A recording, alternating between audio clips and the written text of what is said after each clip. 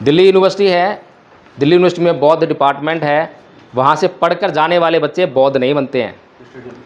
वो बौद्ध धर्म का इस्तेमाल केवल नौकरी हासिल करने के लिए कर रहे हैं। बौद्ध डिपार्टमेंट से जो है, बुद्धिस्ट डिपार्टमेंट से वो खाली डिग्री हासिल करते हैं, फिर पीएचडी करते हैं, नेट क्वालिफाई करते हैं, फिर जो है नौकरी हासिल करके अपना पेट पालते हैं। ये उसका मकसद रह गया है।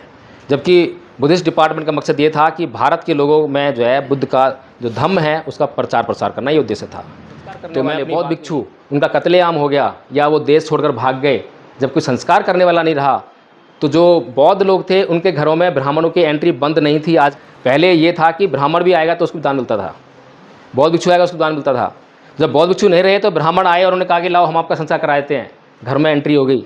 इतनी आसानी से जो है बौद्ध धर्म जो है ख़त्म हुआ और ब्राह्मण धर्म हमारे स्कूल को हम जो है 24/7 करने का उद्देश्य रखे हुए हैं। जैसे आचार्य संख्या बढ़ जाएगी तो हम 1 घंटा या आधा घंटे ड्यूटी लगाएंगे और ये स्कूल जो हमारा 24/7 हो जाएगा। फिर किसी के पास कोई बहाना ही नहीं रहेगा कि मेरे पास ये टाइम नहीं, ये नहीं है, जब मर्जी आओ, जब मर्जी सीखो। विश्व के किसी भी कोने में हो, जब मर्जी सीख लो, कोई समस्या नहीं है। हम तो सिर्फ यही कहते हैं कि आप सिर्फ अपनी सहमति जताओ। आप ये कहो कि हाँ मुझे सीखना है, मुझे बौद्ध बनना है, मुझे भारत को बौद्ध में करना है, बस इतना कह दीजिए। बाकी काम जो धम्मपद संघ का है। कोई पैसा नहीं लेते हैं, कोई फीस नहीं लेते हैं, कोई दान की आपसे जो है कंडीशन नहीं लगाते हैं। जब आप संघ में आओगे, संघ को देखोगे तो आपको पता लगेगा, आप अपने आप से ही अपना सहयोग दो। हॉस्टल से बाहर निकला था लॉर्ड कनिंघम जैसे लोगों की वजह से, उसको जो है दफन कर दिया जाएगा। कल मैं सर से चर्चा कर रहा था कि अगर ये अहि छत्र का क्षेत्र है, चाहे हमारे स्तूप हैं या हमारे बुद्ध विहार हैं, अभी एक बुद्ध विहार बन रहा है, चंद्रमणि बुद्ध विहार आपके इलाके में जो है, कोई भी बुद्ध विहार हो, बनाइए, बहुत आलीशान बनाइए, लेकिन अगर बौद्ध नहीं रहेंगे तो क्या होगा उनका? हिंदू क्या उसको रहने देंगे? आपके जो है अफ़गानिस्तान में इतनी महान, इतनी बड़ी मूर्ति थी, चट्टानों काट कर बनाई गई थी। किसी समय पर पूरा अफ़गानिस्तान बौद्ध रहा होगा तो मूर्ति बन गई थी। जब वहाँ पर जो है बौद्ध नहीं रहे, जब वहाँ तालिबान आ गया, मुसलमान आ गए, तो उन्हें तोड़ दी। तो सबसे बड़ी और पहली शर्त इस बात की है कि हमें जो है इस देश में बौद्धों की संख्या बढ़ानी होगी। और बौद्धों की संख्या जो है कॉपी पेन लिखकर नाम लिखने से नहीं बढ़ेगी, आचरण को धारण करने से, धम्म को सीखने से। जितना हम धम्म को सीखेंगे उतना हम बढ़ा लेंगे। और धम्म को सीखने के लिए कोई हमें 24 घंटे नहीं लगाने हैं। 24 घंटे में से हम आधा घंटा, 15 मिनट रोज़ का या आधा घंटा एक हफ्ते में भी देंगे तो भी हम धम्म को बहुत अच्छी तरह हैं कि ये जो कायरता की बात कर रहा है, ये हमें कायर बना रहा है। आजकल का जो नवयुवक है, जो मरने मारने की बात करता है, वो ज़्यादा करता है। लेकिन वो अनाड़ी लोग हैं, अज्ञानी लोग हैं, जिन्होंने बिल्कुल भी धम्म का अध्ययन नहीं किया है। भगवान बुद्ध ने कभी भी अहिंसा परमो धर्म नहीं कहा, लेकिन लगातार जो है समाज में यह दुष्प्रचार किया जाता है कि भगवान बुद्ध का यह सिद्धांत है कि अहिंसा परमो धर्म। गलत है। भगवान बुद्ध का सिद्धांत है आचरण ही परमो धर्म, कि आचरण को आप जो है शुद्ध कीजिए, यही सबसे बड़ा धर्म है। अहिंसा जो है कब करनी चाहिए, क्या परिस्थितियां हैं, इन सबको भगवान बुद्ध का जो धम्म का अध्ययन करते हैं वो संस्कृति में कोई भी आदमी जो गेरुआ वस्त्र पहन लेता है वो सन्यासी हो जाता है, वो संत हो जाता है, महात्मा हो जाता है। लेकिन भगवान बुद्ध जो है धम्मपद में साफ साफ संकेत करते हैं कि योचे बंत कस्सावत सीले सुषमायितो उपेतो दम सच्चेन सैव कासम रहती। जो सील पर उपदिष्ट नहीं है, सत्य का आचरण करने वाला नहीं है, वह कासाय वस्त्र पहनने का अधिकारी नहीं है। आज हमें इस प्रदेश के मुख्यमंत्री कासाय वस्त्र दिखाई देते हैं, गेरुआ वस्त्र दिखाई देते हैं, लेकिन उनका आचरण जो है उसको धारण करने के योग्य नहीं है। इस प्रदेश की जनता ने अगर ये देख लिया होता, ये जान लिया होता, अगर ये ज्ञान इस प्रदेश जनता पर होता तो वो ऐसे व्यक्ति को कभी भी मुख्यमंत्री के तौर पर नहीं चुनती, किसी छोटा सा पद भी उसको जो है देने के लिए तैयार ना होती। लेकिन ये कारण ये है कि बौद्धों ने जो है इस बात का ना तो खुद ज्ञान लिया, ना इसका प्रचार किया। इस कारण से जो है उसने अनजाने में जो है अपने ऊपर जो है इस ऐसी विकृत मानसिकता के व्यक्ति को आकर जो है अपने ऊपर शासन करने के लिए आमंत्रित कर लिया है, जो लगातार उसका नुकसान किया जा रहा है। अभी जनता को पता नहीं। आपके सामने ऐसी संस्कृति है जो झूठ बोलती है, कल्पनाएं गढ़ती है, अंधश्रद्धा विश्वास की संस्कृति है। दूसरी तरफ आपके पास सत्य पर आधारित संस्कृति है। झूठ बोलने के लिए, झूठ को छुपाने के लिए आपको 100 झूठ बोलने पड़ते, बड़ी मेहनत करनी पड़ती है। लेकिन सत्य को बताने के लिए कोई मेहनत की नहीं करनी पड़ती, कोई लाग लपेट नहीं करनी पड़ती। लेकिन सत्य को बताने वाले लोग हों तभी तो। सत्य को बताने वाले लोग नहीं होते हैं, इसलिए झूठ अपना स्थान ले लेता है और समाज में जो झूठ का प्रचार प्रसार उसके मरने के बाद उसके विचार को इस प्रकार से फैलाया कि आज पूरी दुनिया में कोई देश ऐसा नहीं है जहां उसके नाम से या उसकी विचारधारा से पार्टी ना हो। और सभी लगभग आधे दुनिया में जो है सरकारें बनी हैं। भारत के अंदर कई राज्यों में सरकार बनी है उसकी विचारधारा पर आधारित जो है। लेकिन बाबा साहेब का विचार जो इतना महत्वपूर्ण विचार है, कार्ल मार्क्स कहता है कि धर्म अफीम का नशा है और बाबा साहेब उसकी स्टेटमेंट को पढ़ के उसको जो है नकार देते हैं, रिजेक्ट कर देते हैं कि नहीं ये गलत स्टेटमेंट है। धर्म जो है मनुष्य के नैतिक जीवन का आधार है, और बाबा साहेब कहते हैं धर्म जो है मनुष्य के नैतिक जीवन के लिए बहुत ज़रूरी है। संविधान हमारे पास है, कानून हमारे पास है, वो हमारे निजी मामलों में दखल नहीं दे सकता। तो फिर अनुशासित कैसे होगा जीवन? मुझे नशा नहीं करना चाहिए, मुझे चोरी नहीं करनी चाहिए, मुझे कामाचार नहीं करना चाहिए, ये सब इसको कौन रोकेगा? कानून तो जब दंडित करेगा, जब रोकेगा जब मैं अपराध करूंगा। मैं जब भी किसी बौद्ध से पूछता हूँ कि भाई बौद्ध धर्म के बारे में बताइए कि बौद्ध धर्म के बारे में आप क्या जानते हैं, तो उत्तर मिलता है कि हिंदू धर्म को ना मानना बौद्ध धर्म है। फिर थोड़ा सा और दबाव डालते हैं, भाई और कुछ बताइए, तो बोलते हैं कि देवी देवताओं को ना मानना, ना पूजा करना बौद्ध धर्म है। और आगे पूछो तो बोलते हैं कि अंधश्रद्धा, पाखंड, अंधविश्वास को ना मानना बौद्ध धर्म है। और पूछो तो बोलेंगे कि विज्ञानवाद को मानना धर्म है, बौद्ध धर्म है। कुल मिलाकर यह है कि जितना मर्जी पूछ लो, लेकिन बौद्ध धर्म क्या है उसकी जानकारी बौद्धों को नहीं है। तो जिस बात का हम प्रचार करना चाहते हैं, अगर उसकी हमें जानकारी ही नहीं होगी तो उसका हम प्रचार करेंगे कैसे? बाबा साहेब की डेथ पर लाखों लोग उनके उसमें जा रहे हैं जनाजे में, लेकिन कार्ल मार्क्स उसके जनाजे में मात्र 14 लोग थे, और उन 14 लोगों ने उसके मरने के बाद उसके विचार को इस प्रकार से फैलाया कि आज पूरी दुनिया में कोई देश ऐसा नहीं है जहां उसके नाम से या उसकी विचारधारा से धर्म का जो पुरोहित वर्ग है, जिसे बौद्ध भिक्षु कहा जाता है, उसकी तरफ देखते हैं तो वो विलासितापूर्ण जीवन जीने में ही मशगूल है। उसको बौद्ध विहारों से बाहर निकलकर धर्म का प्रचार करने में कोई उसको जो है इंटरेस्ट नहीं है। बड़े खिन्न और दुखी मन से जो है बाबा साहेब को यह कहना पड़ता है 13 अक्टूबर को चंद्रमणि जी को कि मैं बुद्ध की शरण जाऊंगा, धम्म की शरण जाऊंगा, लेकिन संघ की शरण नहीं जाऊंगा, क्योंकि आजकल जो भिक्षु संघ है वो धम्म प्रचार नहीं कर रहा है। चंद्रमणि जी समझाते हैं कि आज तक जो आप तक जो ये धम्म पहुंचा है वो इस भिक्षु संघ ने संभाल रखा है, तभी अब तक पहुंचा है, इसलिए संघ की शरण तो जाना ही पड़ेगा, तीनों शरण जाना पड़ेगा। कन्विंस होते हैं वो तीनों शरण जाते हैं, लेकिन प्लानिंग करते हैं कि भारत को बौद्ध में कैसे करना है। माननीय BR बौद्ध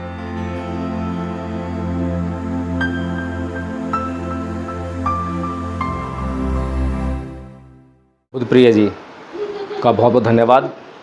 जो यहाँ की जो ऐतिहासिक विरासत है बौद्धों की, उसके नाम पर, अहिछत्र के नाम पर जो है इस हॉल का नामकरण किया, और ताकि लोगों को पता लगे कि उनकी विरासत है। यहीं पर 50 किलोमीटर कल हम गए थे घूमने के लिए, बहुत अच्छा लगा, पता लगा, पहली बार ये मालूम पड़ा कि बौद्धों की विरासत जो है बरेली में भी है। तो बहुत ही मैं कहूँगा कि एक तरह से महान कार्य है बौद्ध इतिहास के बारे में जो है उनको जानने के लिए। जब भी लोग यहाँ पर आएंगे, मैं चाहूँगा कि यहाँ पर कहीं लिखवा भी दिया जाए अहिछत्र। तो जिस प्रकार से कल हम अहिछत्र घूमने गए, जो कि रामनगर बरेली में पड़ता है, और वहाँ जाकर हमें दिखाई दिए बड़े बड़े जैन मंदिर, और जैसा कि हर एक बौद्ध स्थल पर हिंदुओं का कब्जा होना शुरू हो जाता है, तो वैसा ही अहिछत्र है, वहाँ पर भी ऐसी कुछ क्रिया शुरू हो गई है। उसका कारण ये है कि इस देश में जो सच्ची बौद्ध विरासत है, भगवान बुद्ध ने जो देशनाएँ इस देश के, इस संसार के कल्याण के लिए दी, वो लोगों तक ना पहुँच पाए, और लोग कल्पनाओं में, आडंबरों में, अंधविश्वासों में, अंधश्रद्धा में फंसे रहें। तो इसलिए ये व्यवस्था हर जगह जो है बनाई जाती है, चाहे वो कुशीनगर हो, चाहे वो नेपाल का लुम्बिनी वन हो, कहीं पर भी चले जाइए, हर जगह जो है ऐसी व्यवस्था पाई जाती है। लेकिन मुझे कल एक अच्छी व्यवस्था जानकर जो है बड़ी अच्छा लगा, हैरानी भी हुई। जैनियों ने एक व्यवस्था बनाई है कि जब भी उनके समाज में बच्चे शादी करते हैं तो उनको वे जो है वहाँ जैन मंदिरों में घूमने के लिए भेजते हैं कि वहाँ पर जाना उनका अनिवार्य है। इस तरह से उन्होंने जो है एक परंपरा बना दी है, एक नियम बना दिया है। तो उससे ये लाभ होता है कि कम से कम जो है जिस स्थान को, अब जैनियों की संख्या देखें तो देश में बहुत कम है, लेकिन फिर भी उनके जैन मंदिर जो है कहीं ना कहीं वो रनिंग फेज़ में रहते हैं और वो खंडहर नहीं बनते हैं। तो इसीलिए ऐसी व्यवस्था, कल डॉक्टर साहब चर्चा कर ही रहा था कि ऐसी व्यवस्था जो है बौद्धों में भी होनी चाहिए। तो बौद्धों में ऐसी व्यवस्था ना होने का कारण हो सकता है कि भाई किसी के पास जो है फाइनेंशियल स्टेटस ना हो, शादी की है, वो ना घूम पा रहे हों। लेकिन अगर हमारा बौद्ध उपासक संघ होगा तो ऐसी भी कोई समस्या नहीं आने वाली, और हम ये निश्चित कर सकते हैं कि हाँ, हर एक जोड़ा जो है जब भी उसकी शादी हो तो उसको जो है, अगर उसके पास पैसा नहीं है तो संघ जो है इकट्ठा करके पैसा उसको दे, जाइए घूम कर आइए, वहाँ पर जाना ज़रूरी है। तो जिस प्रकार से लॉर्ड कनिंघम ने बड़ी मेहनत से हेन स्वांग के द्वारा जो उसका यात्रा वृत्तांत है उसकी जांच करके उसको पढ़कर बड़ी मेहनत से उस क्षेत्र को खोद कर निकाला। वो लॉर्ड कनिंघम, जिसका कि भारत से कोई संबंध नहीं था, जिसका कि बौद्ध विरासत से कोई संबंध नहीं था, जिसका कि इस देश के भोजन से कोई संबंध नहीं था, लेकिन उसने जो है बिल्कुल सच्चाई से, निष्पक्षता से जो है उस इतिहास को निकाल कर भारत के लोगों के सामने रख दिया। और ये बौद्ध इतिहास है, तो बौद्धों का कर्तव्य बनता है कि उसको जैसे संरक्षण दे, उसको संभाल के रखे। लेकिन प्रश्न ये उठता है कि उसको हम संभाल कर कैसे रखेंगे। अब यहाँ से थोड़ी सी बात शुरू होती है, जैसा कि यार बुद्धप्रिय जी ने कहा कि मतलब जो है धम्मपद पर चर्चा करनी है, तो उससे पहले थोड़ी सी चर्चा मैं जो है इस विषय में करना चाहता हूँ। ये बहुत महत्वपूर्ण चर्चा है। मैंने सुना है कि परम पूज्य बाबा साहब डॉक्टर भीमराव अम्बेडकर के जो है 2 लक्ष्य थे, उद्देश्य थे, या कहें कि 2 सपने थे। अगर मैं कहीं पर भी गलत हूँ तो मुझे आप करेक्ट कर सकते हैं। मैं ये दावा नहीं करता हूँ कि जो मैं बोल रहा हूँ वो सही बोल रहा हूँ। एक सपना सुना है कि बहुजन समाज को चाहते थे कि सत्ता में आ जाए, इस देश की जो राजनीति है उसमें उसकी भागीदारी जो है सुनिश्चित हो जाए। दूसरा सपना कि ये भारत जो है बौद्धमय हो जाए। ये 2 बातें जब मैं सोचता हूँ तो मन सोचने लगता है कि ये कैसे पूरा होगा। बाबा साहेब ने ये सब क्यों कहा, बाबा साहेब ने ये सब किसके लिए कहा। जब मैं ये सोचता हूँ कि बाबा साहेब ने इन दोनों सपनों में से कोई भी सपना अपने लिए तो नहीं देखा होगा। भारत के ये लोग, बहुजन समाज जो है सत्ता में आ जाए, इससे बाबा साहेब को क्या लाभ होने वाला था या अब तक क्या लाभ उन्होंने अर्जित किया, तो हम देखते हैं कि बाबा साहेब ने कभी भी राजनीतिक लाभ अर्जित नहीं किया। जो भी कुछ किया समाज के लिए किया। फिर दूसरी बात कि भारत बौद्ध में हो जाए तो उससे बाबा साहेब को क्या लाभ होने वाला है। और 1950 में भारत का संविधान लागू होने के बाद 1956 में बाबा साहेब जो हैं भगवान बुद्ध के धम्म की शरण में जाते हैं, बौद्ध धर्म अपनाते हैं 6 साल बाद। जो हमारे लोग आजकल बोलते हैं कि संविधान सब कुछ है, संविधान से हमारे अधिकार सब सुरक्षित हैं, सब कुछ यहीं पर है। अगर ऐसा होता तो बाबा साहेब संविधान के लागू होने के बाद, उसमें सारे अधिकार सुरक्षित कर देने के बाद बौद्ध धर्म की शरण में क्यों जा रहे हैं। ये एक बहुत ही महत्वपूर्ण प्रश्न है जिस पर शायद ही हम कभी सोचते हों। तो कारण ये है कि संविधान और संविधान के द्वारा निर्मित जो कानून हैं वो हमारे को इंस्टेंट रिलीफ देते हैं। जैसे हम पेन किलर खाते हैं तो पेन किलर हमारी समस्या जो होती है शरीर के अंदर उसका जो है स्थायी हल नहीं होता, लेकिन एक त्वरित समाधान जरूर होता है, इंस्टेंट रिलीफ जरूर होता है। इसी प्रकार से बाबा साहेब जानते थे कि जब तक मेरा समाज बुद्ध की शरण में नहीं जाएगा तो जो उसके साथ में बीमारी चिपकी हुई है जाति की, वो बनी रहेगी। पहली तो इसको जाति से जो है छुटकारा दिलाना है। अगर जातिवाद से छुटकारा दिलाना है तो जो जाति इसके साथ जुड़ी हुई है, कोई चमार है, कोई भंगी है, कोई वाल्मीकि है, कोई कोली है, कोई कुछ है, तो जब ये लोग अपना स्टेटस ये वाला समाप्त करके बौद्ध बन जाएंगे तो इनका जो पहला समाधान है वो हो जाएगा। फिर दूसरा, परम पूज्य बाबा साहेब डॉक्टर भीमराव अम्बेडकर लिखते हैं कि इस देश में हज़ारों सालों से 2 संस्कृतियों के बीच में लगातार युद्ध चल रहा है। ये भी हम सब जानते हैं। एक ब्राह्मण संस्कृति है और एक बौद्ध संस्कृति है, जिसे समर संस्कृति कहते हैं। बाबा साहेब डॉक्टर भीमराव अम्बेडकर कहते हैं कि अगर राजसत्ता को प्राप्त करना है तो हमें गैर राजनीतिक जड़ें मजबूत करनी पड़ेंगी, यानी कि हमें सामाजिक और धार्मिक आंदोलन करने पड़ेंगे। आजकल हम देखते हैं कि लोग जो हैं, नए नए बच्चे भी बहुत जल्दी ये कह देते हैं कि हमें सत्ता चाहिए। और ख़ास तौर से जो राजनीति करने वाले लोग हैं, राजनीति चाह रखने वाले लोग हैं, वे ये ऐसा प्रचार करते हैं कि अगर सत्ता आएगी तो धर्म भी बचेगा। सत्ता से जो है धर्म को कैसे बचा लेंगे। और बाबा साहब कह रहे हैं कि सत्ता में आना है या सत्ता को स्थायी तौर पे अगर कायम रखना है तो हमें सामाजिक और धार्मिक आंदोलन करने पड़ेंगे। इस बात को मान्यवर साहेब कांसीराम जी ने अच्छी तरह से पढ़ा और समझा। इसीलिए उन्होंने ये देख लिया कि धार्मिक और सामाजिक आंदोलन करने पड़ेंगे।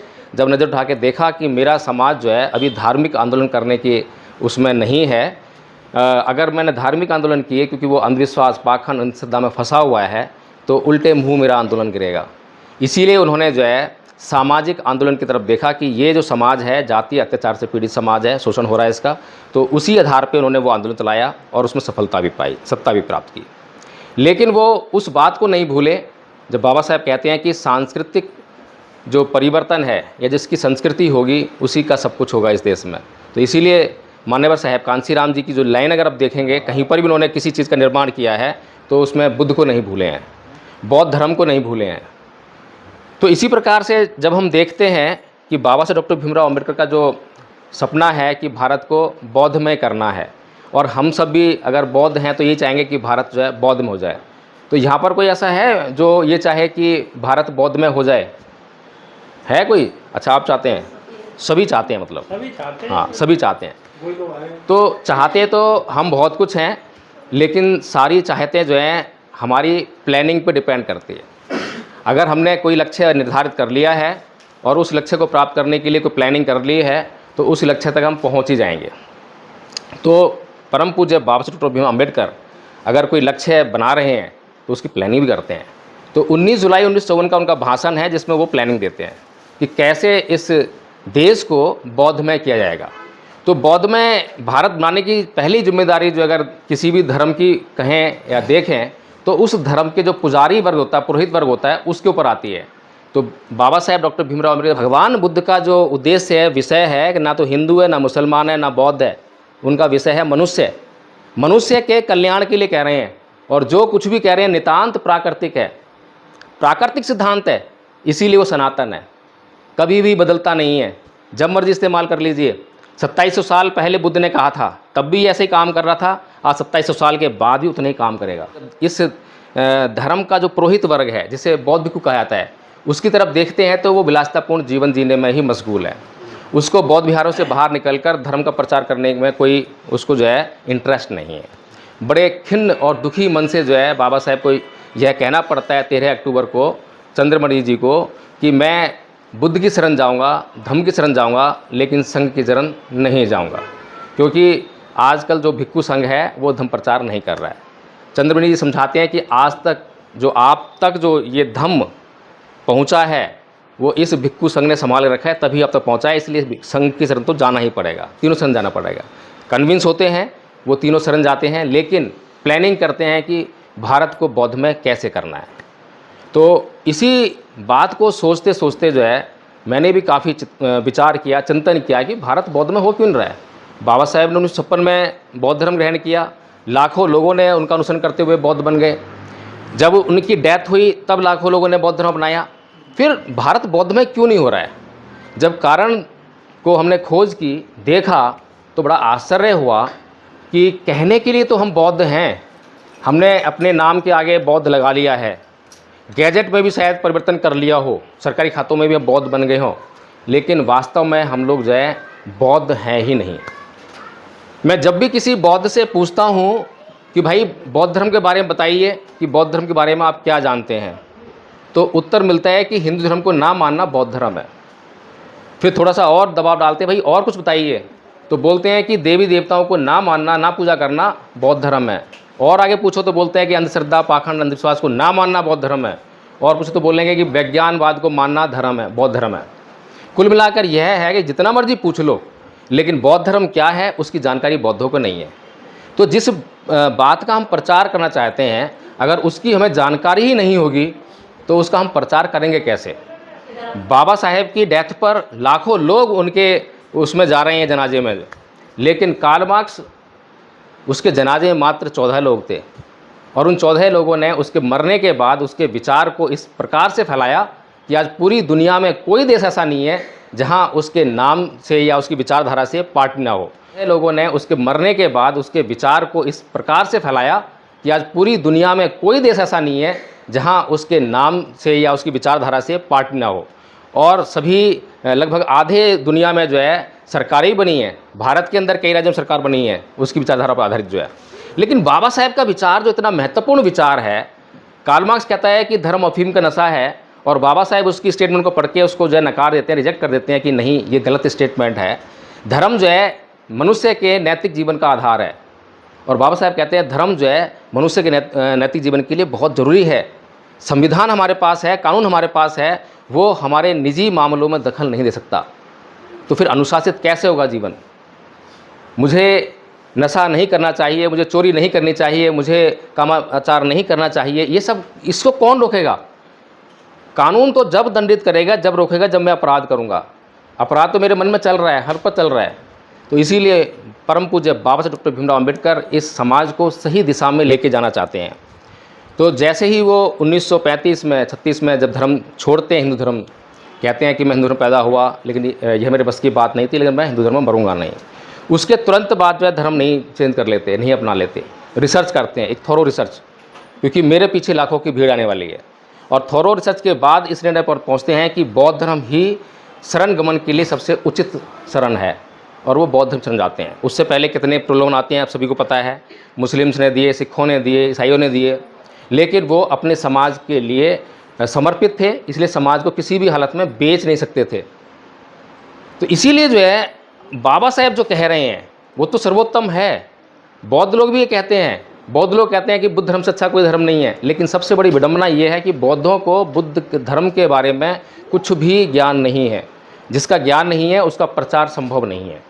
इसीलिए सबसे पहले तो हमें ये प्लानिंग करनी पड़ेगी कि बौद्ध धर्म का जो है हम ज्ञान अर्जित करें। जितने ज़्यादा लोग बौद्ध धर्म के बारे में जानने वाले होंगे उतना ही ज़्यादा प्रचार प्रसार उसका हो सकेगा। एक तरफ आपके सामने ऐसी संस्कृति है जो झूठ बोलती है, कल्पनाएं गढ़ती है, अंधश्रद्धा अंधविश्वास की संस्कृति है। दूसरी तरफ आपके पास सत्य पर आधारित संस्कृति है। झूठ बोलने के लिए, झूठ को छुपाने के लिए आपको 100 झूठ बोलने पड़ते, बड़ी मेहनत करनी पड़ती है, लेकिन सत्य को बताने के लिए कोई मेहनत की नहीं करनी पड़ती, कोई लाग लपेट नहीं करनी पड़ती। लेकिन सत्य को बताने वाले लोग हों तभी तो, सत्य को बताने वाले लोग नहीं होते हैं, इसलिए झूठ अपना स्थान ले लेता है और समाज में जो झूठ का प्रचार प्रसार होने लगता है। इसी कारण से जो है हमने गौर किया कि भाई जो धार्मिक परिवर्तन जो हम कहते हैं कि धर्म परिवर्तन कर लिया, ये धर्म परिवर्तन है क्या। इसको जब हम समझते हैं तो हमने ये खोज की, निकाला कि इसमें जो है सांस्कृतिक परिवर्तन की ज़रूरत है। धर्म परिवर्तन कहना आसान है, लेकिन धर्म परिवर्तन असली रूप में देखना है तो वो सांस्कृतिक परिवर्तन में बदलना ही चाहिए। सांस्कृतिक परिवर्तन करने के लिए 3 स्टेप जो हैं बहुत ज़रूरी हैं। पहला कदम होता है प्रतीकों का परिवर्तन, जैसे कि मूर्तियाँ, तस्वीरें, झंडा, बुद्ध विहार, मंदिर वगैरह जो है ये प्रतीक हैं जिनको देखने से मालूम पड़ जाता है कि यह व्यक्ति ईसाई है, हिंदू है, बौद्ध है या मुसलमान है। तो अभी प्रतीकों के मामले में हम लोग जो हैं अधकचरा बने हुए हैं। हमने कुछ परिवर्तन तो कर लिया है, घर में जो तस्वीरें थी वो चेंज कर ली हैं, बाबा साहेब की आ गई है, बुद्ध की आ गई है, ज्योतिबा फुले जी की आ गई हैं, लेकिन अभी हमारी महिलाओं के ऊपर जो है वो प्रतीक लगे हुए हैं। जैसे कि सामने मैडम बैठी हुई हैं, तो इनको देखने से जो है यही लगेगा कि हिंदू महिला है, प्रतीक है ना। सिंदूर, गले में मंगलसूत्र, हाथ में चूड़ियाँ, जो कि हिंदू धर्म ये कहता है कि ये सुहाग की निशानी है, लेकिन बुद्ध जो है स्त्री और पुरुष में इस प्रकार का भेद नहीं करते हैं। अगर किसी स्त्री के लिए शादी के बाद उसका ये दिखाया जाना बहुत ज़रूरी है कि वो शादीशुदा है, तो पुरुष के लिए भी बुद्ध ऐसा ही नियम बनाएंगे। अगर ऐसा नियम नहीं बनाया जाता तो बुद्ध जो है स्त्री को कभी भी ऐसे नियम में नहीं बांधेंगे। तो सीधी सी बात है, जो भेदभाव की संस्कृति है वो बुद्ध संस्कृति नहीं है, बौद्ध संस्कृति नहीं है, वो केवल और केवल जो हमारे दिमागों पे आज कब्जा किए हुए है वो संस्कृति है जिससे हमें निजात पानी है। तो जो प्रतीकों का जो मामला है उसमें हम जो है सफल नहीं हैं, उसमें हम बाबा साहेब की बात को नहीं मान रहे हैं, फॉलो नहीं कर रहे हैं। दूसरा जो महत्वपूर्ण परिवर्तन है वो है रीति रिवाज, परंपराओं और उत्सवों का परिवर्तन। जैसा कि हम जानते हैं कि जैसे ही कोई कार्यक्रम हमें करना होता है अपने घरों में, तो हमारे पास एक सेट पैटर्न ऑफ माइंड है, पहले से दिमाग में तैयार है कि ऐसे करना है, ऐसे करना है। शादी विवाह घर में हो रहा है, बौद्ध भिक्खु बुला लिया है, बौद्ध भिक्खु को हमने बुलाया है फॉर्मेलिटीज़ के लिए, लेकिन सारी जो रस्में हैं, रीति रिवाज हैं, वो सब वही चल रही है, पहले चलती थी। इस तरह से हमारा उसमें कोई परिवर्तन नहीं है। उत्सवों में परिवर्तन कर लिया है हमने, हिंदू जो उत्सव थे उनको मनाना छोड़ दिया है, लेकिन अभी भी हम जो है जो बौद्ध उत्सव हैं उनकी तरफ नहीं बढ़े हैं, उनकी जानकारी नहीं है। उपोषित जो है उसकी जानकारी नहीं है, पवाना विधि क्या होती है उसकी जानकारी नहीं है, बौद्ध भिक्षु कैसा आचरण करते हैं उसकी जानकारी नहीं है। जब जानकारी नहीं है तो हम कैसे पता लगाएंगे कि कौन भिक्षु है और कौन भिक्षु नहीं है। कोई भी चीवर पहन के आएगा और हम उसके पैरों में लेट जाते हैं। ये संस्कृति जो है उधर की संस्कृति है, इधर की संस्कृति नहीं है। तो इस तरह से एक भिक्षु से ये अपेक्षा की जाती है कि वह कभी भी किसी भी कंडीशन में हिंसा नहीं करेगा, क्योंकि उसके पास इतना मादा पैदा हो जाता है कि वो हिंसक से हिंसक जीव को अपनी मैत्री के द्वारा, अपने करुणा के द्वारा जीत सकता है। और भगवान बुद्ध और उनका भिक्षु संघ जो है ये हमारे सामने एक उदाहरण के तौर पे पेश कर सकते हैं उसको हम कभी भी। भगवान बुद्ध ने अपने पूरे जीवन में कभी भी हिंसा नहीं की और हिंसक से हिंसक प्राणी उनके सामने आए और उनको जो अपनी करुणा से, अपनी मैत्री से जीत लिया। लेकिन उपासक संघ के लिए उन्होंने ऐसा कोई नहीं कहा है कि इसको कभी भी हिंसा नहीं करनी है। ये जैनों का सिद्धांत है। जैनी कहते हैं कि हिंसा बिल्कुल नहीं करनी है, किसी भी उसमें नहीं करनी है। तो कुल मिलाकर यही है कि भगवान बुद्ध का जो धम्म है वो नितांत व्यवहारिक है, प्रैक्टिकल अप्रोच लिए हुए है। लेकिन समस्या ये है कि हम बौद्ध लोग जो हैं भगवान बुद्ध के धम्म के बारे में जानते ही नहीं हैं। उनकी संस्कृति में कोई भी आदमी जो गेरुआ वस्त्र पहन लेता है वो सन्यासी हो जाता है, वो संत हो जाता है, महात्मा हो जाता है। लेकिन भगवान बुद्ध जो है धम्मपद में साफ साफ संकेत करते हैं कि योच बंत कस्साव सीले सुषमाइतो उपेतो दम सच्चेन सैव कासम रहती।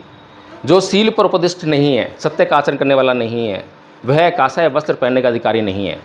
आज हमें इस प्रदेश के मुख्यमंत्री कासाय वस्त्र में दिखाई देते हैं, गेरुआ वस्त्र में दिखाई देते हैं, लेकिन उनका आचरण जो है उसको धारण करने के योग्य नहीं है। इस प्रदेश की जनता ने अगर ये देख लिया होता, ये जान लिया होता, अगर ये ज्ञान इस प्रदेश जनता पर होता तो वो ऐसे व्यक्ति को कभी भी मुख्यमंत्री के तौर पर नहीं चुनती, किसी छोटा सा पद भी उसको जो है देने के लिए तैयार ना होती। लेकिन ये कारण ये है कि बौद्धों ने जो है इस बात का ना तो खुद ज्ञान लिया, ना इसका प्रचार किया।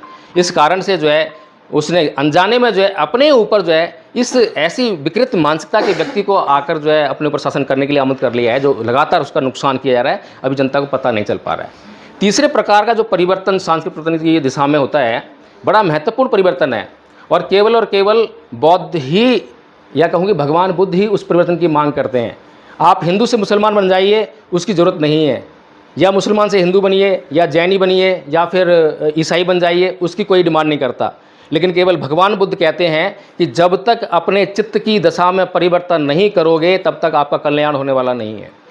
आपका चित्त ही है जो आपका नुकसान कर रहा है, आपका चित्त ही है जो आपका फ़ायदा कर रहा है। यानी कि अगर आपके जीवन में अकल्याणकारी कार्य हो रहे हैं, नुकसान हो रहा है, तो वो आपके चित्त की गलत दिशा के कारण हो रहा है। इसी गलत चित्त की दिशा को अगर आप जान जाएंगे कि मेरा चित्त जो है सही दिशा में नहीं है, जानकारी होते ही उसमें जब परिवर्तन करना शुरू कर देंगे तो तभी आपके परिणाम भी बदलने शुरू हो जाएंगे। तो ये जो तीसरी जो बात है, चित्त का परिवर्तन। मैं हिंदू रहते जो है क्रोध करता था, गाली गलौज करता था, लेकिन जब मैंने हिंदू धर्म छोड़ दिया, बौद्ध धर्म अपना लिया, बौद्ध बन गया, तो मैंने क्रोध करना छोड़ दिया, या कम कर दिया, या शुरू कर दिया कि भाई मैं क्रोध नहीं करूँगा, ऐसा करने लगा। गाली देना बिल्कुल बंद कर दिया, अब मैं गाली बिल्कुल नहीं देता हूँ। तब पता लगेगा कि हाँ मैं बौद्ध व्यक्ति हूँ। अगर आप लोगों ने मेरे वीडियो देखे होंगे जो है, थोड़े से जो ऑडियो होते हैं, तो उसमें दूसरे लोग जब मुझे गाली देते हैं तो ऐसा नहीं है कि मुझे गुस्सा ना आता होगा। मैं भी आप लोगों के बीच में एक गृहस्थ व्यक्ति हूँ, और कोई मेरा मैं अर्हत व्यक्ति नहीं हूँ कि गुस्सा नहीं आता है। लेकिन मुझे मालूम है कि दुनिया इसको सुनेगी, और जब दुनिया सुनेगी, दुनिया को मालूम होना चाहिए कि हिंदू व्यक्ति जो है कैसा आचरण करता है और एक बौद्ध व्यक्ति जो कैसा आचरण करता है। जब दो आदमी झगड़ रहे हों और तीसरा आदमी कोई देख रहा हो, एक आदमी कुछ ना कह रहा हो और दूसरा आदमी लगातार उस पर गाली गलौज कर रहा हो, तो तीसरे आदमी जो देख रहा है उसको निर्णय करने में कोई असुविधा नहीं होती है। वो साफ साफ कहता है ये व्यक्ति शरीफ है, ये व्यक्ति बदमाश है। तो इसलिए जो है बौद्धों का आचरण जो है ऐसा होना चाहिए कि स्पष्ट तौर पे दिखाई दे कि ये तो बौद्ध है। कुछ लोग कहते हैं कि ये जो कायरता की बात कर रहा है, ये हमें कायर बना रहा है। आजकल का जो नवयुवक है, जो मरने मारने की बात करता है, वो ज़्यादा करता है। लेकिन वो अनाड़ी लोग हैं, अज्ञानी लोग हैं, जिन्होंने बिल्कुल भी धर्म का अध्ययन नहीं किया है। भगवान बुद्ध ने कभी भी अहिंसा परमो धर्म नहीं कहा, लेकिन लगातार जो है समाज में यह दुष्प्रचार किया जाता है कि भगवान बुद्ध का यह सिद्धांत है कि अहिंसा परमो धर्म। गलत है। भगवान बुद्ध का सिद्धांत है आचरण ही परमो धर्म, कि आचरण को आप जो है शुद्ध कीजिए, यही सबसे बड़ा धर्म है। अहिंसा जो है कब करनी चाहिए, क्या परिस्थितियां हैं, इन सबको भगवान बुद्ध का जो धम्म का अध्ययन करते हैं वो अच्छी तरह से जानते हैं। भगवान बुद्ध ने इसीलिए जो है परिस्थितियों के हिसाब से दो संघ बनाए। एक संघ बनाया स्पष्ट रूप से, दूसरा अपने आप बनता है। उन्होंने भिक्खु संघ बनाया, उसके जो नियम हैं, भिक्षुओं के 227 नियम हैं और भिक्षुणियों के लिए 311 नियम है। और दूसरी तरफ जो उपासक संघ है उसके लिए आप जानते हैं पंचशील है, अष्टशील है, उपोषद का जो होता है। तो भगवान बुद्ध की जो है दोनों संघ, ये दोनों जो वर्ग हैं, उनसे अलग अलग अपेक्षाएं हैं। क्योंकि एक व्यक्ति जब गृहस्थ जीवन छोड़ता है, सन्यासी जीवन अपनाता है, एक परिव्राजक बन जाता है, तो उसका उद्देश्य केवल और केवल निर्वाण प्राप्त करना होता है। और निर्वाण को प्राप्त करने के लिए उसको अपने चित्त को बिल्कुल शुद्ध करना होता है। उसके पास कोई काम नहीं है, उसे कोई फैक्ट्री चलाने नहीं जाना, नौकरी पर नहीं जाना। तो उसके लिए जो निर्वाण प्राप्त करने का जो मार्ग है वो बड़ा सुलभ है, आसान है।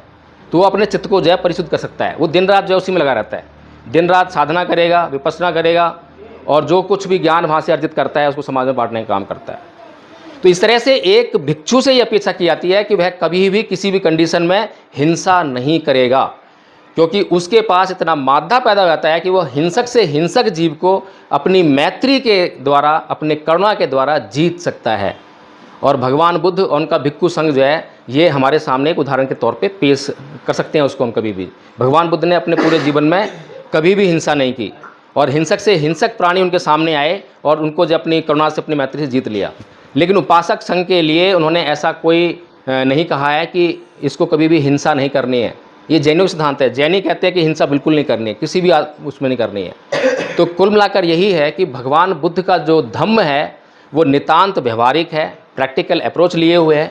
लेकिन समस्या ये है कि हम बौद्ध लोग जो हैं भगवान बुद्ध के धम्म के बारे में जानते ही नहीं हैं कि भगवान बुद्ध का धम्म जो है कितना कल्याणकारी है। अगर हम भगवान बुद्ध के बारे में कुछ भी जानकारियाँ, बेसिक जानकारियाँ भी अगर जान जाएंगे तो उसके बारे में हम समाज में जाकर चर्चा करने लग जाएंगे। अभी भी चर्चा करते हैं, ऐसा नहीं चर्चा नहीं करते। अभी भी हम जब क्या नाम है कोई दवाई खाते हैं, किसी ने हमें दवाई सजेस्ट कर दी कि भाई हमें जो है पीठ में बहुत दर्द हो रहा है, दवाई सजेस्ट की, दवाई खा ली और पीठ का दर्द बिल्कुल ठीक हो गया। उसके बाद क्या करते हैं हम? उसके बाद जब किसी और को पीठ में दर्द होता है तुरंत तपाक से बोलते हैं अरे भाई ये वाली दवाई ले ले, बड़ा आरामदायक, बड़े इंटरेस्ट के साथ बोलते हैं।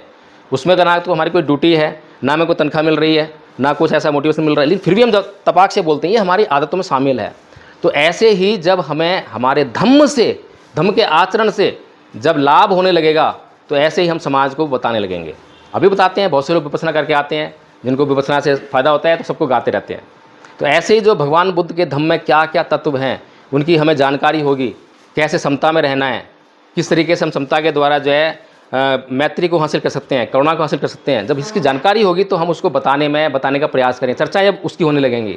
उदाहरण के लिए धम्मपद में कुछ गाथाएं ऐसी हैं जिनको हम अगर जान जाएं तो हमारे जीवन में तो बिल्कुल अमूलचूल परिवर्तन हो ही जाता है। उदाहरण के लिए धम्मपद में कहा गया है कि अकोच्छी मंग अवधि मंग अजीनी मंग आहासी में ये चतंग उपनहंती वीरंग तेसंग न सम्मति। उसने मुझे मारा, उसने मुझे पीटा, उसने मेरा सब कुछ लूट लिया, उसने जीत लिया। इस प्रकार की जो बातें अपने मन में बनाए रखते हैं उनका वैर कभी शांत नहीं होता। अब बताइए ये जो बात भगवान बुद्ध कह रहे हैं ये किस पर लागू होती है और किस पर लागू नहीं होती है? कोई भी मनुष्य इनकार कर सकता है क्या इस बात से? हम लोग इनकार कर सकते हैं क्या? कोई मुसलमान यहाँ बैठा हो उससे पूछो, कोई ईसाई बैठा हो। भगवान बुद्ध का जो उद्देश्य है, विषय है कि ना तो हिंदू है, ना मुसलमान है, ना बौद्ध है, उनका विषय है मनुष्य। मनुष्य के कल्याण के लिए कह रहे हैं और जो कुछ भी कह रहे हैं नितांत प्राकृतिक है, प्राकृतिक सिद्धांत है, इसीलिए वो सनातन है, कभी भी बदलता नहीं है। जब मर्जी इस्तेमाल कर लीजिए। 2700 साल पहले बुद्ध ने कहा था तब भी ऐसे ही काम कर रहा था, आज 2700 साल के बाद भी उतने ही काम करेगा। समझ गए? उन्होंने ये बताया था हमें कि मैं बौद्ध हूँ और हमने उनको बताया था कि अगर आप बौद्ध हैं तो ये गाथा है, बौद्धों की है, भगवान बुद्ध की देशना है, भगवान बुद्ध का आदेश है आपके जीवन के लिए। तो अगर वो बौद्ध हैं तो उस गाथा से कैसे इनकार कर सकते हैं? कैसे फिर वो क्रोध कर सकते हैं? कैसे वो मन में जो उन बातों को बनाए रख सकते हैं? तो इसलिए जो है भगवान बुद्ध का जो धम्म है, भगवान बुद्ध की जो देशनाएँ हैं हमारे जीवन में कितना कल्याण कर सकती हैं। और जब हमारे जीवन में कल्याण करेंगी तो हम अड़ोसी को बताएंगे, पड़ोसी को बताएंगे। ऐसे ही हमारे जीवन में एक बहुत ज़्यादा व्यवहार करने वाली जो बीमारी है कि हम हमेशा दूसरों की तरफ देखते हैं। उसने मुझे मारा, उसने मुझे गाली दी, उसने मेरा सब कुछ ये जो है ख़राब कर रखा है, सारा कसूर उसका ही है। तो भगवान बुद्ध कहते हैं कि नए परिसंग विलोमानी नए परिसंग कथा कतंग अतनो व्यवेक्य कतानी अकतानी च। कि दूसरे क्या कर रहे हैं या दूसरे क्या नहीं कर रहे हैं इसको मत देखिए, मैं क्या कर रहा हूँ और मैं क्या नहीं कर रहा हूँ इसको देखिए। क्योंकि इस समाज का, इस संसार का निर्माण हमारे भीतर से हो रहा है, बाहर से नहीं हो रहा है, ये भीतर से हो रहा है। ये सारा संसार जो हम देख रहे हैं, ये ईंट पत्थर, ये मकान, ये लोगों का व्यवहार, ये सब जो है हमारे भीतर से ही निकल रहा है। जैसे हम होंगे वैसे ही हमें बाहर दिखाई देगा। एक बार ऐसे ही जो है भगवान बुद्ध से जो है एक उदाहरण मिलता है हमें जो है कि एक व्यक्ति अगर किसी जंगल में जाए जहाँ पर के कांटे कांटे हों और वो ये कहे कि पूरे जंगल में जो है, पूरी पृथ्वी पर चरम बिछा दो ताकि ये कांटे मुझे ना चुभें, तो बड़ी मूर्खतापूर्ण बात होगी। लेकिन वहीं एक अक्लमंद व्यक्ति क्या करता है कि उस चरम का एक छोटा सा जूता बनाता है और उसको पहनकर पूरी पृथ्वी पर विचरण कर सकता है। तो वो चरम और वो जो जूता है वो क्या है, इसको समझने वाली बात है। जो पूरी दुनिया में चरम बिछाने वाली बात है वो ये कहता है कि सभी लोगों का व्यवहार सही कर दो ताकि मैं कहीं सुखी से रह सकूं। कोई भी व्यक्ति जो है दुस्सील वाला ना हो, सभी व्यक्ति अच्छे व्यवहार करने वाले हों, ताकि मैं कहीं भी विचरण कर सकूं।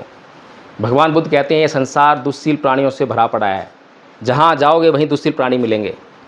इसीलिए अपने आप को जय सीलवन बना लो, अपना व्यवहार नियमित कर लो, संयत कर लोगे तो कहीं भी विचरोगे, कहीं कोई समस्या नहीं है। हिंसक लोगों के बीच में जाओगे तब भी कोई समस्या नहीं है, गाली गलौज करने वालों में जाओगे तब भी कोई समस्या नहीं है। लेकिन अगर आपने अपने आप को सुधार लिया, अपने आप को संयमित कर लिया, तो इस तरह से भगवान बुद्ध का जो धम्म है वो बहुत ही महत्वपूर्ण है।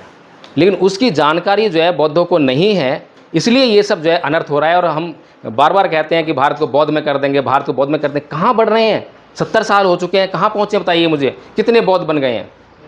बौद्ध बने हैं या बौद्ध घटे हैं? लेकिन लगातार इस देश में हिंदू संस्कृति अपना पैर जमाई जा रही है। वो लगातार जो है अब बौद्ध जो इतिहास है उसको बड़ी मुश्किल से बाहर निकला था, लॉर्ड कनिंघम जैसे लोगों की वजह से, उसको जो है दफन कर दिया जाएगा। कल मैं सर से चर्चा कर रहा था कि अगर ये अहिछत्र का क्षेत्र है, चाहे हमारे स्तूप हैं या हमारे बुद्ध विहार हैं, अभी एक बुद्ध विहार बन रहा है, चंद्रमणि बुद्ध विहार आपके इलाके में जो है, कोई भी बुद्ध विहार हो, बनाइए, बहुत आलीशान बनाइए। लेकिन अगर बौद्ध नहीं रहेंगे तो क्या होगा उनका? हिंदू क्या उसको रहने देंगे? आपके जो है अफ़गानिस्तान में इतनी महान, इतनी बड़ी मूर्ति थी, चट्टानों काट कर बनाई गई थी। किसी समय पर पूरा अफ़गानिस्तान बौद्ध रहा होगा तो मूर्ति बन गई थी। जब वहाँ पर जो है बौद्ध नहीं रहे, जब वहाँ तालिबान आ गया, मुसलमान आ गए, तो उन्हें तोड़ दी। तो सबसे बड़ी और पहली शर्त इस बात की है कि हमें जो है इस देश में बौद्धों की संख्या बढ़ानी होगी। और बौद्धों की संख्या जो है कॉपी पेन लिखकर, नाम लिखने से नहीं बढ़ेगी, आचरण को धारण करने से, धम्म को सीखने से। जितना हम धम्म को सीखेंगे उतना हम बढ़ा लेंगे। और धम्म को सीखने के लिए कोई हमें 24 घंटे नहीं लगाने हैं। 24 घंटे में से हम आधा घंटा, 15 मिनट रोज़ का, या आधा घंटा एक हफ्ते में भी देंगे तो भी हम धम्म को बहुत अच्छी तरह सीख जाएंगे। इसीलिए एक धम्मपद संघ का निर्माण किया और धम्मपद संघ के भीतर जो है विश्व अशांति निवारण स्कूल शुरू किया। और उसमें जो है 3 वर्ष का हमने जो है कोर्स बनाया, प्रथम वर्ष का कोर्स, द्वितीय वर्ष का कोर्स और तृतीय वर्ष का कोर्स। और सबसे बड़ी उसमें सुविधा ये है कि हमने अपने आप को एडामेंट नहीं किया। ये नहीं कहा कि हमने कोर्स बना लिया है तो इसमें परिवर्तन नहीं हो सकता। कोई भी विद्वान साथी आता है, कहता है, सजेस्ट करता है कि नहीं इसमें ये और ऐड कर दीजिए, वो कहता है कि नहीं इसमें से ये डिलीट कर दीजिए। संघ उसका निर्णय लेगा, मैं कुछ नहीं करता हूँ। संघ बैठेगा, संघ की कमेटी बैठेगी, वो कहती निर्णय लेगी आराम से बैठ के कि हाँ ऐसा ठीक है तो वो मान लिया जाएगा, ऐसा ठीक नहीं है तो नहीं माना जाएगा। तो इस तरह से जो 3 वर्ष का जो कोर्स बनाया है, प्रथम वर्ष का कोर्स बहुत ही मामूली कोर्स है, बेसिक कोर्स की हर किसी बौद्ध को उतना तो धम्म पता होना ही चाहिए। तो जो बौद्ध लोग हैं वो जानते हैं खमा याचना, शील याचना, नमन, तिसण, पंचशील, धम्मपालन गाथा, धम्मपद की पहली 5 गाथाएँ। धम्मपद की पहली 5 गाथाएँ मैं आपको बता दूँ बहुत आसान है, बहुत ही अच्छी हैं और जीवन कल्याण करने वाली हैं। अगर वो 5 गाथाएँ भी हम याद कर लें तो धम्म के ऊपर कम से कम घंटा 2 घंटा ही हम देशना कहीं दे सकते हैं। पहली गाथा में कहती है कि मनोपबंगमा धम्मा मनोसिट्ठा मनोमया मनसा चप दुठेन भासती वा करोती वा तो नंग दुख मन व्यक्ति चक्कंग वैतो पदंग। मन ही सभी प्रवृत्तियों का गुआ है, मन से ही सारी चीज़ें शुरू होती हैं। ये सारा संसार मनोमय है। कोई भी अगर दुखी मन से कोई बात करता है तो दुख उसका पीछा उसी प्रकार करता है जैसे कि बैल है, उसके पैरों का पीछा गाड़ी के पहिए करते हैं।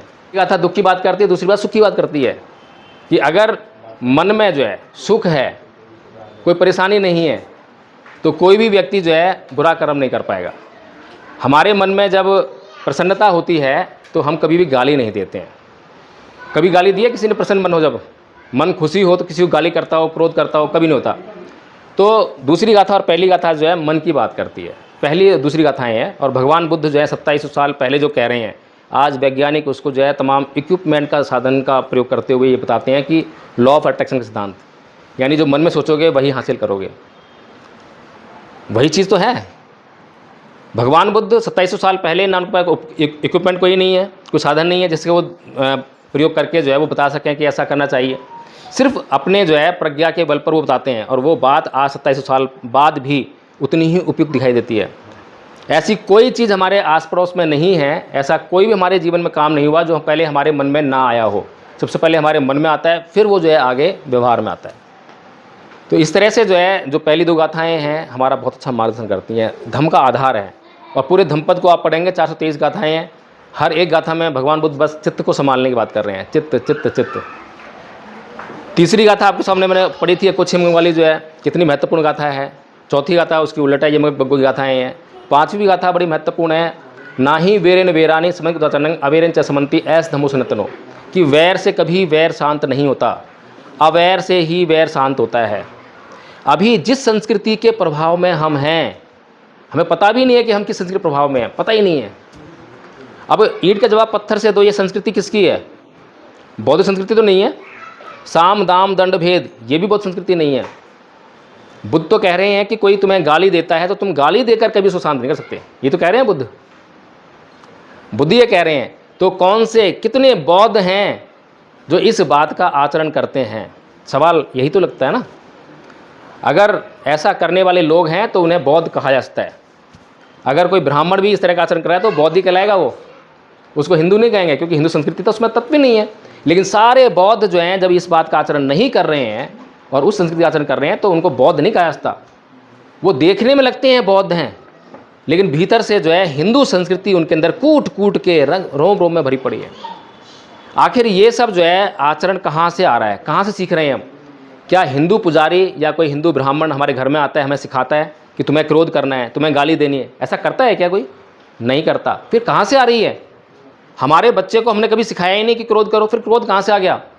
सबसे पहले उस बच्चे ने अपने माँ बाप को क्रोध करते हुए देखा होगा, वहीं से क्रोध आया उसके अंदर। फिर आस पड़ोस में कहीं उसने क्रोध करते देखा होगा, स्कूल गया होगा, कॉलेज गया होगा। हमारे समाज में, हमारे वातावरण में ये सारी जो है जो चित्त की विकार हैं सारे मौजूद हैं, इसलिए हमारे चित्त में ऑटोमेटिकली आ जाते हैं। अगर यही चीज़ें माँ बाप अगर कभी क्रोध ना करने वाले हों और बच्चे को हमेशा गलती करने पर जो है अहिंसात्मक तरीके से ही, प्रेम से ही, प्यार से ही समझाने वाले हों, तो मैं ये समझता हूँ कि बच्चे के चित्त का निर्माण भी उसी दिशा में होगा। तो इसीलिए कहा बुद्ध ने कि ये जो संसार का निर्माण जो है हमारे भीतर से हो रहा है, बाहर से भीतर नहीं आ रहा है, भीतर से बाहर जा रहा है। तो ये जो कुछ बातें थीं जो कि धम्मपद संघ जो है इन बातों को समझ रहा है, सोच रहा है और ये जान रहा है कि आज वर्तमान, चाहे हमारे समाज की बात हो, चाहे इस देश की बात हो, चाहे पूरे संसार की बात हो, सबकी जो समस्या एक ही है, वो है अशांति। और अशांति को दूर करने के लिए हम जो है शांति खोज में जाते हैं। जैसा कि भगवान बुद्ध से पहले जितने भी लोग ऋषि मुनि तपस्या करते थे तो उनका उद्देश्य रहता था कि मुझे शांति प्राप्त करनी है, मुझे सुख प्राप्त करना है, मुझे अप्सराएं चाहिए, मुझे स्वर्ग चाहिए। इन्हीं की खोज में जो है वो ऋषि मुनि तपस्या करते थे। लेकिन पहली बार बुद्ध ऐसे व्यक्ति थे जो ना तो सुख की खोज में गए, ना स्वर्ग की लालसा में गए, वो दुख की खोज में गए। संसार के बिल्कुल उलट, संसार ने कभी सोचा ही नहीं दुख की खोज में जाएगा क्या, लेकिन बुद्ध दुख की खोज में गए। और पहले व्यक्ति थे जिन्होंने दुख को डिफाइन किया। अब तक जो सुख की खोज में लगे थे वो सुख को डिफाइन नहीं कर पा रहे थे कि सुख है क्या। अब जिस चीज़ को हम डिफाइन नहीं कर सकते उसको पाएंगे कैसे? इस कमरे में अगर मोबाइल रखा हो और किसी व्यक्ति को मोबाइल पता ही ना हो, कभी देखा ही ना हो, उसको बोलें कि भाई जाके मोबाइल ले आओ, गारंटी है कभी मोबाइल नहीं लाता। लेकिन उसको बाहर से बता दिया जाए कि मोबाइल ऐसा होता है, ऐसा होता है, तो आएगा, थोड़ी देर मोबाइल लेके चला जाएगा। तो इसीलिए भगवान बुद्ध ने पहले दुख को डिफाइन किया कि जाति पे दुखा, जरा पे दुखा, व्याधि पे दुखा, मणा पे दुखा, शोक प्रदीप दमनस्यु पाया साप पे दुखा, कि जन्म लेना दुख है, बुढ़ापा दुख है, रोग दुख है, मृत्यु दुख है। जिन चीज़ों को हम चाहते हैं वो नहीं मिलती है तो दुख होता है। प्रियजनों के बिछुड़ने पर दुख होता है, अप्रियजनों के मिलने पर दुख होता है। कुल मिलाकर 5 स्कंदों से निर्मित ये शरीर जो है दुखों का घर है। इस शरीर के कारण दुख मिल रहा है। और शरीर का निर्माण कैसे हो रहा है? तृष्णा से हो रहा है। तो ये सब बातें जो हैं जब भगवान बुद्ध ने जान ली, समझ लिया, तो उन्होंने जो है पहले दुख को डिफाइन किया, और दुख को डिफाइन किया तो उसका कारण पता लगाया। दुख है, दुख का कारण है, उसका निवारण है और उसका मार्ग है, वही तो अपनाया। लेकिन हम लोग क्या करते हैं? हम लोगों का जो जीवन है, हम लोगों का जीवन कैसे चलता है? हमारा जो जीवन जो है हैबिट से चलता है। हैबिट चलता है ना। हम सुबह उठते हैं और रात को सोते हैं, तो रात को सोते वक्त तक हम जो भी काम कर रहे हैं, क्या हम जागरूक होकर करते हैं या हैबिट से करते हैं? कैसे करते हैं? अधिकतम काम किससे करते हैं? हैबिट से करते हैं ना। साइकिल चलाना रोज़ तो सीखते नहीं है, खाना पकाना रोज़ तो सीखते नहीं है, गैस चलाना रोज़ तो सीखते नहीं है। पता भी नहीं चलता कब गैस जलाई हमने, पता भी नहीं चलता कब साइकिल चढ़े थे और कब कहाँ पहुँच गए। यानी कि हम 99.9 काम जो है बिल्कुल हैबिट से करते हैं। इसी हैबिट को संस्कृति कहते हैं। यही हैबिट, यही संस्कृति है।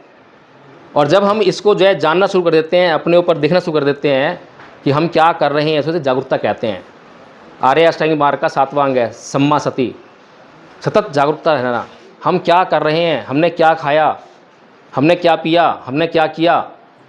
अभी किसी ने गाली दी, अभी मेरी हैबिट में है कि क्रोध करना, मैंने क्रोध कर दिया। लेकिन एक जागरूक व्यक्ति जो है क्रोध कर चुकने के बाद सोचता है कि मैंने क्रोध किया था, क्या रोक सकता था मैं उसको, क्या करना चाहिए था, अगली बार के लिए सोचता है कि मैं प्लानिंग करूँगा। लेकिन जो बेहोशी में जीने वाले लोग हैं, अपनी आदतों में जीने वाले लोग हैं, वो कभी सोचते भी नहीं है, वो कभी ये भी नहीं सोचते कि मैंने गाली दी तो अच्छा किया बुरा किया, और लगातार जीवन भर गाली देते रहते हैं। बहुत से लोग आपने देखे होंगे जो गाली दे की बात करते हैं, पता ही नहीं है, बेहोशी में जी रहे हैं। तो भगवान बुद्ध का जो धम्म है, इतना महत्वपूर्ण धम्म है, व्यवहारिक धम्म है, और ये छोटी छोटी बातें हैं, बहुत बड़े सिद्धांत नहीं है। मैं आप लोगों को उपवास रखने के लिए नहीं बोल रहा, मैं आप लोगों को कोई व्रत करने नहीं बोल रहा, कोई परंपरा का बहन करने नहीं बोल रहा। मैं तो अपने जीवन में रोज़ हम काम कर रहे हैं, उसको हम कैसे रेगुलेट कर सकते हैं, कैसे उसको और उत्तम कर सकते हैं, सिर्फ इतना ही आचरण करने कह रहे हैं। अभी पिछले हफ्ते की बात है, चंद्रमणि बुद्ध विहार में मैं था, आप लोगों में कुछ लोग होंगे। तो क्या हुआ वहाँ, क्या हो रहा था, जिसका समाधान बड़े शांति से भिक्षु संघ का निर्माण भगवान बुद्ध ने किया। भगवान बुद्ध शास्ता हैं, लेकिन 11 साल के बाद जब भिक्षु संघ को विनय की जरूरत पड़ी, नियम बनाने की जरूरत पड़ी, तो भगवान बुद्ध एक एक नियम को जो है बता रहे हैं, भिक्षु संघ से पूछ रहे हैं कि क्या यह नियम बनाना चाहिए, क्या यह नियम नहीं बनाना चाहिए। शास्त्राएं तो खुद ही बोल देना ये नियम बन गया, ये नियम बन गया, नहीं कर रहे ऐसा, क्योंकि फिर लोकतांत्रिक स्वरूप नहीं रहेगा। तो भिक्षु संघ का हमारे पास उदाहरण है, शाक्य संघ का उदाहरण हमारे पास है, संसद बैठती उदाहरण हमारे पास है। संसद में जब झगड़ा फसाद होता है तो कोई निर्णय नहीं हो पाता, लेकिन जब लोग शांत मन से जो है चिंतन मनन करते हैं तो बहुत सुंदर निर्णय होते हैं, बहुत अच्छे निर्णय होते हैं। तो ऐसा कौन सी समस्या है जो हम लोग बैठ कर जो है मिल बैठ कर सुलझा नहीं सकते, मत विभाजन से सुलझा नहीं सकते हैं। कई बार हो सकता है कि भाई मान लो 11 लोगों की कार्यकारिणी है, वहाँ पर कोई निर्णय गलत हो गया, लेकिन अगर वो लोग संगठित हैं तो अपने गलत निर्णय को भी सही साबित कर दिखा देंगे। और अगर वो लोग संगठित नहीं हैं तो चाहे कितना भी अच्छा निर्णय ले लें, उसको गलत ही करके दिखाएंगे। ये संघीय व्यवस्था के गुण हैं। तो इसीलिए धम्मपद संघ ने भी संघ का निर्माण किया है, और उसमें क्योंकि मैंने निर्माण किया, बनाया, उसको लोगों को जोड़ा, तो लोग मेरी बात को तवज्जो देते हैं। इसलिए मैंने उस कार्यकारिणी से अपने आप को अलग रख दिया कि ऐसा ना हो कि कभी कोई निर्णय ले रही हो कार्यकारिणी और मैं कुछ कह दूँ तो प्रभाव में आकर बस मेरी हाँ में हाँ मिला दें, ऐसा होता है। तो इसलिए मैंने अपने आप को अलग रख दिया कि भाई आप लोग निर्णय लो, आप लोग काम करो, मुझे बताओ कि क्या काम करना है, कहाँ जाना है, क्या करना है। और उसमें पद प्रतिष्ठा का कोई मामला नहीं है। 3 वर्ष के कोर्स आप बता दिए हैं। प्रथम वर्ष का कोर्स जो हमने ले प्रीचर्स का रखा है, जो बाबा साहब ने शब्द इस्तेमाल किया है, ले प्रीचर्स हमें बनाने पड़ेंगे, जिसका हिंदी अनुवाद करते हुए भारतीय बौद्ध महासभा ने बौद्धाचार्य बनाने का प्रयास किया। तो बौद्धाचार्य मतलब बौद्धों के आचार्य है, धम्माचार्य मतलब धम्म को सिखाने वाले, धम्म का आचार्य। तो हमने धम्माचार्य कंसेप्ट लिया। तो हमने प्रथम वर्ष के जो है अब तक 30 आचार्य बना चुके हैं। पिछले 11 महीने से वो प्रैक्टिस कर रहे हैं, दोनों बातें सीख भी रहे हैं, याद भी कर रहे हैं, और जीवन में कैसे करना चाहिए हमने पवाना विधि का भी उसमें इस्तेमाल किया है। हम हर हफ्ते बैठते हैं, पूछते हैं किससे क्या गलती हुई है, किसने क्या नियम तोड़ा है, रूल भी बनाए हैं हमने, जो भी उल्लंघन करेगा उसको दंड भी दिया जाता है। बिल्कुल विशुद्ध रूप से चल रहे हैं। और संघ में जो लोग कभी कुछ बोलना नहीं जानते थे, अब बोलना सीख गए हैं, और गाथाएँ भी याद कर ली, पूरा कोर्स उनको याद हो गया। 30 आचार्य बन गए, मैंने 5 बनाए थे, 5 ने मिलकर जो है 30 बना दिए हैं, और ये लगातार संख्या बढ़ती जा रही है। विश्व अशांति निवारण स्कूल के प्रथम वर्ष के स्कूल में जो है 100 से ऊपर स्टूडेंट्स आ चुके हैं। ये हमारा सिर्फ 1 साल का प्रोफाइल है, और इसकी संख्या लगातार बढ़ती जा रही है, क्योंकि लोगों को ये बात समझ में आ रही है कि हाँ यही एक तरीका है जिससे कि हम भारत को बौद्ध में कर सकते हैं, इसके अलावा दूसरा तरीका नहीं है। यही विश्व अशांति निवारण स्कूल जो है, जो हमारा 1 घंटा सुबह चलता था ऑनलाइन और 1 घंटा शाम को चलता था, ज़रूरत पड़ने पे हमने उसको एक्सटेंड कर दिया। रात को 9 से 10 था तो हमने 7 बजे शुरू कर दिया उसको, 7 बजे से रात को 11 बजे चलता है। सुबह 5:30 से 6:30 चलता था तो उसको एक्सटेंड करके 8 बजे तक कर दिया है। बीच में महिलाओं के लिए एक ग्रुप बना दिया है, तो बीच में महिलाएं अपनी मीटिंग लेती हैं 3 बजे 4 बजे, पता नहीं है क्योंकि आचार्य लोग काम कर रहे हैं उसमें। इस स्कूल को हम जो है 24/7 करने का उद्देश्य रखे हुए हैं। जैसे आचार्य संख्या बढ़ जाएगी तो हम 1 घंटा या आधा घंटे ड्यूटी लगाएंगे, और ये स्कूल जो हमारा 24/7 हो जाएगा। फिर किसी के पास कोई बहाना ही नहीं रहेगा कि मेरे पास ये टाइम नहीं, ये नहीं है, जब मर्जी आओ, जब मर्जी सीखो, विश्व के किसी भी कोने में हो, जब मर्जी सीख लो, कोई समस्या नहीं है। हम तो सिर्फ यही कहते हैं कि आप सिर्फ अपनी सहमति जताओ, आप ये कहो कि हाँ मुझे सीखना है, मुझे बौद्ध बनना है, मुझे भारत को बौद्ध में करना है, बस इतना कह दीजिए। बाकी काम जो धम्मपद संघ का है, कोई पैसा नहीं लेते हैं, कोई फीस नहीं लेते हैं, कोई दान की आपसे जो है कंडीशन नहीं लगाते हैं। जब आप संघ में आओगे, संघ को देखोगे, तो आपको पता लगेगा, आप अपने आप से ही अपना सहयोग दोगे। ये अपने आप से जो है आपसी सहयोग की प्रक्रिया है। तो प्रथम वर्ष का कोर्स केवल 4 पेज का कोर्स है, मैं आप लोगों को दे दूंगा अभी जो है। और द्वितीय वर्ष का कोर्स है संस्कारकर्ता बनाने का कोर्स। परम पूज्य बाबा साहब डॉक्टर भीमराव अंबेडकर जब भारत में बौद्ध धर्म के पतन पर चर्चा करते हैं तो वो कहते हैं कि इतना बड़ा विशाल बौद्धों का साम्राज्य, अफ़गानिस्तान, ईरान इतना फैला हुआ था, आज भी खंडहर मिल रहे हैं बौद्धों के, कहाँ गया बौद्ध धर्म, कैसे लुप्त हो गया एकदम से, ऐसा कैसे हुआ? तो वो कहते हैं कि जब संस्कार करने वाले बौद्ध भिक्षु उनका कत्लेआम हो गया या वो देश छोड़कर भाग गए, जब कोई संस्कार करने वाला नहीं रहा, तो जो बौद्ध लोग थे उनके घरों में ब्राह्मणों की एंट्री बंद नहीं थी। आज की तरह हम पक्के नहीं थे कि मनुवाद अम्बेडकरवाद नहीं था। पहले ये था कि ब्राह्मण भी आएगा तो उसको दान मिलता था, बौद्ध भिक्षु आएगा उसको दान मिलता था। जब बौद्ध भिक्षु नहीं रहे तो ब्राह्मण आए और उन्होंने कहा कि लाओ हम आपका संस्कार करा देते हैं, घर में एंट्री हो गई। इतनी आसानी से जो है बौद्ध धर्म जो है ख़त्म हुआ और ब्राह्मण धर्म हमारे घरों में घुस गया। तो इसलिए जो है ऐसा फिर से ना हो तो हम सभी को संस्कार करना भी कराना भी आना चाहिए, ताकि हम बौद्ध भिक्षुओं के भरोसे ही ना बैठे रहें।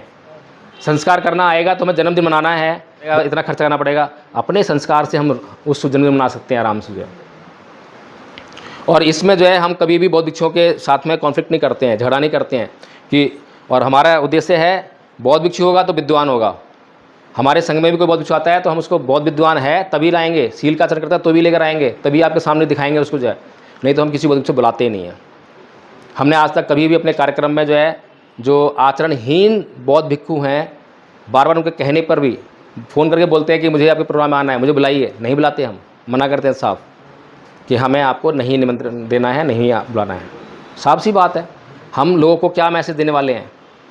अगर हम किसी गलत बौद्ध भिक्षु के साथ में खड़े हो गए तो समाज तो जानता नहीं है, समाज सोचेगा जय भीम पर खड़ा हुआ है, जय भीम पर जब कुछ जानता है यानी समर्थन कर रहा है। तो इसीलिए हम कभी भी ऐसे किसी बौद्ध भिक्षु का समर्थन नहीं कर सकते। फिर तीसरे वर्ष का जो कोर्स है हमारा वो है बौद्ध विद्वान बनाने का कोर्स। उसमें जो बौद्ध सिद्धांत हैं जिनकी जानकारी शायद बौद्धों को ना हो, प्रतिसमुत्पाद जिस चर्चा ही नहीं करता कोई भी बौद्ध नहीं करता कि है क्या, शून्यवाद नागार्जुन का जो है कोई नहीं जानता, अपोहवाद कोई नहीं जानता। तो इस तरह से जो है तर्क वितर्क करना और डिबेट वगैरह करना ये आना चाहिए, जब ही आएगा जब बहुत अच्छी तरह से वो तैयारी होगी। तो इस तरह से जो है 3 वर्ष का कोर्स हमने तैयार किया है। अब तक हमारे 2 स्कूल शुरू हो चुके हैं, प्रथम वर्ष का और द्वितीय वर्ष का। तीसरे वर्ष के लिए अभी हमारे पास तैयारी नहीं हुई है तो इसलिए स्कूल शुरू नहीं हो पाया है। अभी ऑनलाइन स्कूल चल रहा है, फिजिकल इसको जो है एग्जिस्टेंस देने की प्रक्रिया में है। जैसे ही हमारे पास जो साधन संसाधन आएंगे तो फिजिकल स्कूल भी हम जो है 1st to 5th, 1st to 8th या 10th तक जो है हम शुरू कर देंगे। और आज आपको जो है समाज में कुछ स्कूल ऐसे दिखाई देते होंगे जिसमें आप लगता है कि अम्बेडकरवादी स्कूल हैं, लेकिन वहाँ पर जो है ये जो संस्कृति है इसके आधार पर स्कूल नहीं चल रहे हैं। इसी कारण वो भी एक कारण है कि वहाँ से बौद्ध बच्चे नहीं निकल रहे हैं।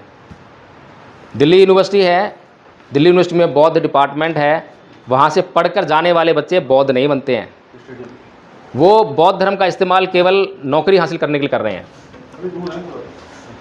बौद्ध डिपार्टमेंट से जो है, बुद्धिस्ट डिपार्टमेंट से वो खाली डिग्री हासिल करते हैं, फिर पीएचडी करते हैं, नेट क्वालिफाई करते हैं, फिर जो है नौकरी हासिल करके अपना पेट पालते हैं। ये उसका मकसद रह गया है।